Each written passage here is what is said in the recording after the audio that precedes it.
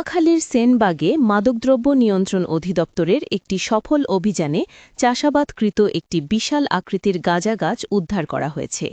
গোপন সংবাদের ভিত্তিতে পরিচালিত এই অভিযানে প্রায় ৮ ফুট দীর্ঘ ও ৩.৫ কেজি ওজনের একটি গাঁজা গাছ উদ্ধার করা হয়। অভিযানের সময় মূল অভিযুক্ত ঘটনাস্থল থেকে পালিয়ে গেলেও তাকে গ্রেফতারে আইন শৃঙ্খলা বাহিনীর অভিযান অব্যাহত রয়েছে। বিস্তারিত জানাচ্ছেন আমাদের নোয়াখালী প্রতিনিধি মোহাম্মদ আব্দুল মোতালেব। হ্যাঁ, আমি এখন নোয়াখালীর সেনবাগ উপজেলার কাবিলপুর ইউনিয়নের পশ্চিম কাবিলপুর গ্রামে। ঠিক এই বাড়ির পেছন দিক থেকেই উদ্ধার করা হয়েছে প্রায় ৮ ফুট উচ্চতার প্রায় ৩.৫ কেজি ওজনের একটি গাঁজা গাছ।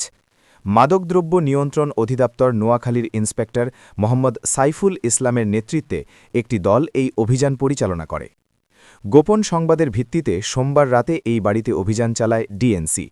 অভিযানে জানা যায়, আব্দুল মান্নান প্রকাশ খোকন নামের স্থানীয় এক ব্যক্তি দীর্ঘদিন ধরে এখানে গাঁজা চাষ করছিলেন। তবে অভিযান শুরু হতেই খোকন কৌশলে পালিয়ে যায়। অভিযান পরিচালনাকারী কর্মকর্তারা জানান, উদ্ধারকৃত গাছটি সম্পূর্ণ পরিপক্ক অবস্থায় ছিল। অভিযানের পর সেনবাগ থানায় এক প্রেস ব্রিফিংয়ে ইন্সপেক্টর মোহাম্মদ সাইফুল ইসলাম জানান, মাদকের বিরুদ্ধে আমাদের অভিযান প্রতিনিয়ত চলছে। এ ধরনের চাষাবাদ ও সংরক্ষণের বিরুদ্ধে আমরা কঠোর অবস্থানে আছি। পলাতক অভিযুক্তকে দ্রুত গ্রেফতারের জন্য তৎপরতা জোরদার করা হয়েছে। এ ঘটনায় সেনবাগ থানায় মাদকদ্রব্য নিয়ন্ত্রণ আইনে একটি মামলা দায়ের করা হয়েছে। স্থানীয়দের সঙ্গে কথা বলে জানা যায়, এলাকায় বেশ কিছুদিন ধরেই সন্দেহজনকভাবে ওই বাড়িতে লোকজনের চলাচল দেখা যেত। তবে গাঁজা চাষের বিষয়টি তাদের অনেকেই আগে জানতেন না। পলাতক খোকনকে ধরতে মাঠে রয়েছে আইন শৃঙ্খলা বাহিনী। মাদক নিয়ন্ত্রণ অধিদপ্তর জানিয়েছে, নোয়াখালী জেলায় মাদকের বিরুদ্ধে অভিযান আরও জোরদার করা হবে।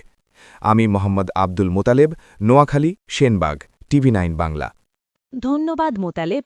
নোয়াখালীতে মাদকবিরোধী অভিযান এভাবে এগিয়ে চললে মাদক নিয়ন্ত্রণে ইতিবাচক পরিবর্তন আসবে বলে আশা করা হচ্ছে।